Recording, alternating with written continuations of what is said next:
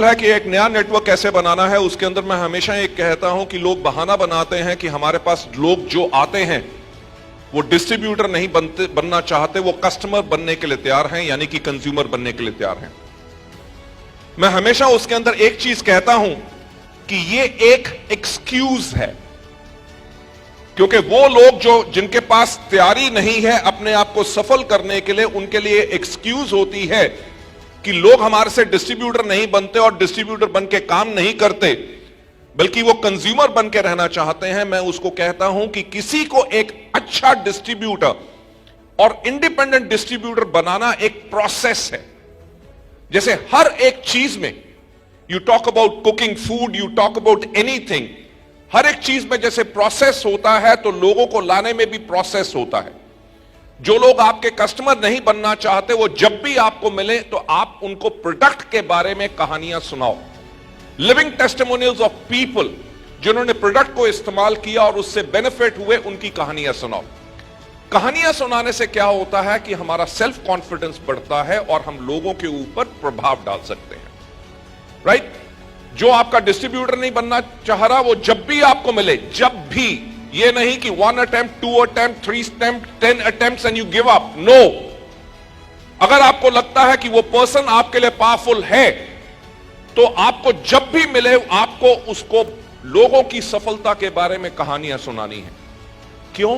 क्योंकि कहानियां सुनाने से हमारा कॉन्फिडेंस बढ़ता है और कहानियां सुनाने से हम लोगों के ऊपर प्रभाव डाल सकते हैं। जो लोग आपके बिजनेस में आ गए और बिजनेस के बारे में आके थोड़ी देर के बाद काम करके वो काम नहीं कर रहे, वो जब भी आपको मिले उनको कंपनी के ग्रोथ के बारे में, उनको लोगों की ग्रोथ के बारे में कहानियां सुनाओ। क्यों? क्योंकि कहानियां सुनाने से हमारा सेल्फ कॉन्फिडेंस बढ़ता है और हम लोगों के ऊपर प्रभाव डाल सकते हैं। लेडीज एंड जेंटलमैन, मैं हमेशा एक बात कहता हूं कि कोई व्यक्ति हमसे प्रोडक्ट लेता है कि नहीं, कोई हमारे साथ ज्वाइन करता है कि नहीं, वो इस चीज पे डिपेंड करता है कि हमने उसको कितना इंप्रेस किया। अगर मैं कहूं किसी को जाके कि नीलेश जी और दीपल जी का check is average 35 lakh rupees per month, और वो तब भी हमारे साथ ज्वाइन नहीं करता, क्यों? क्योंकि मैं उसको दिखा रहा हूं 35 लाख रुपया, उसको नजर आ रहा है 3,500 रुपया। यानी कि कमी किस में है? कमी इस चीज में है कि हमारे कहानी सुनाने की जो स्टाइल है और हमारी कहानी के अंदर पावर नहीं है। सो हमारे बिजनेस का मूल्य कार्य, यानी कि जो कोर फंक्शन हमारे बिजनेस का है, वो कहानियां सुनानी है, और हमारी कहानियां हमेशा सच्ची होनी चाहिए, क्योंकि हमारा बिजनेस सिर्फ सच्चाई का बिजनेस है।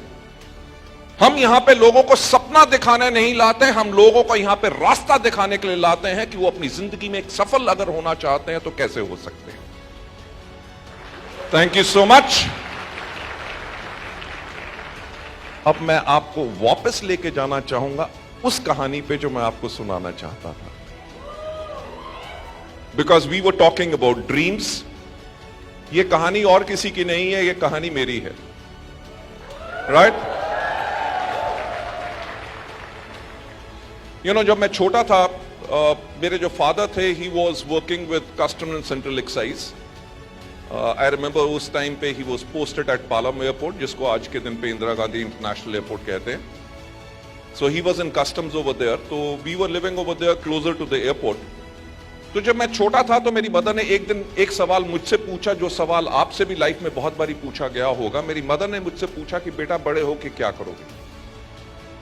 You know, as a small kid, most probably मैं 5 या 6 साल का हूंगा, I had realized one thing कि जॉब के अंदर बेशक लाइफ कंफर्टेबल हो, बट वो एफ्लुएंस नहीं हो सकती जो बिजनेस में होती है।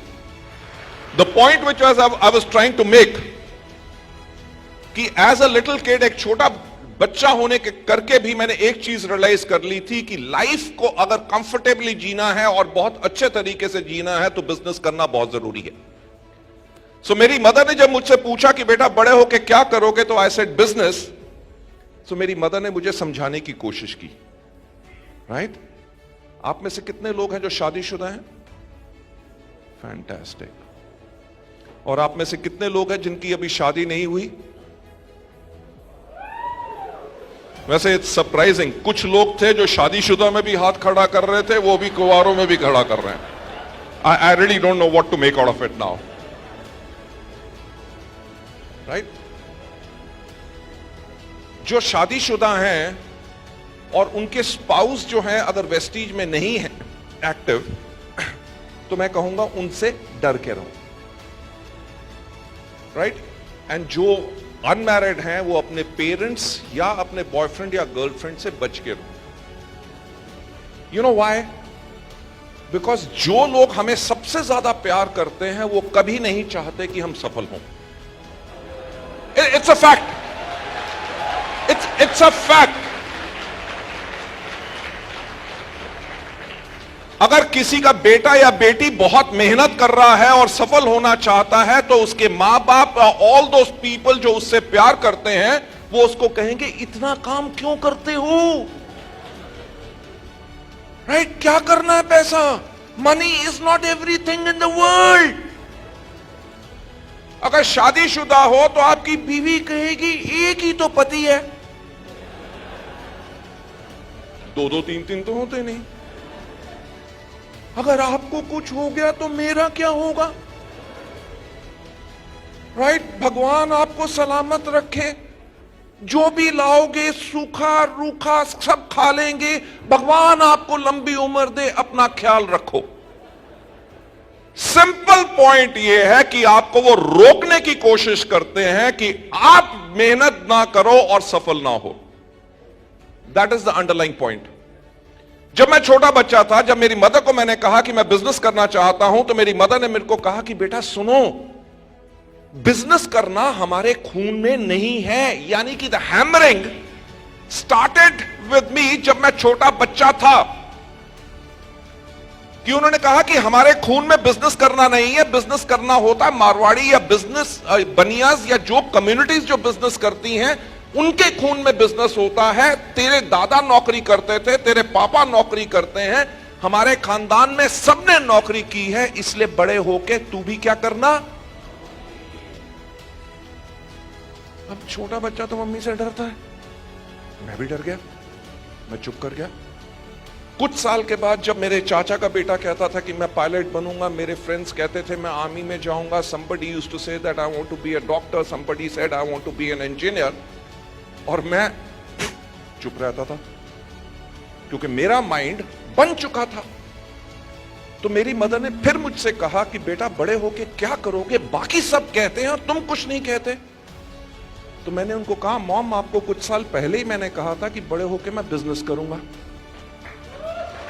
Believe me, मेरी मां जो थी, she really got scared.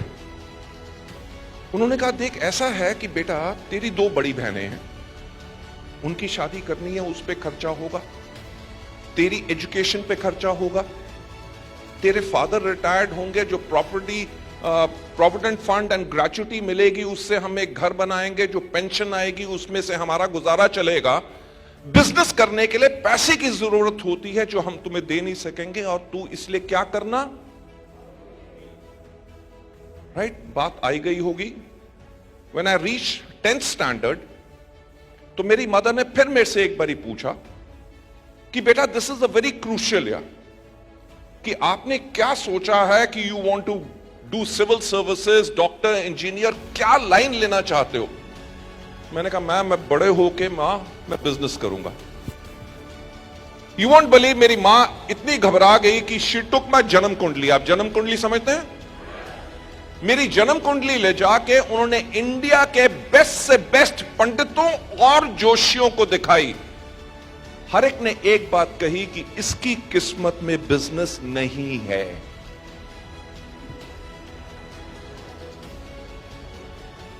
Ladies and gentleman, आज के दिन पे I am leading a business group जो हमारा टर्नओवर 4000 करोड़ से ज्यादा का है, एंड वी आर टारगेटिंग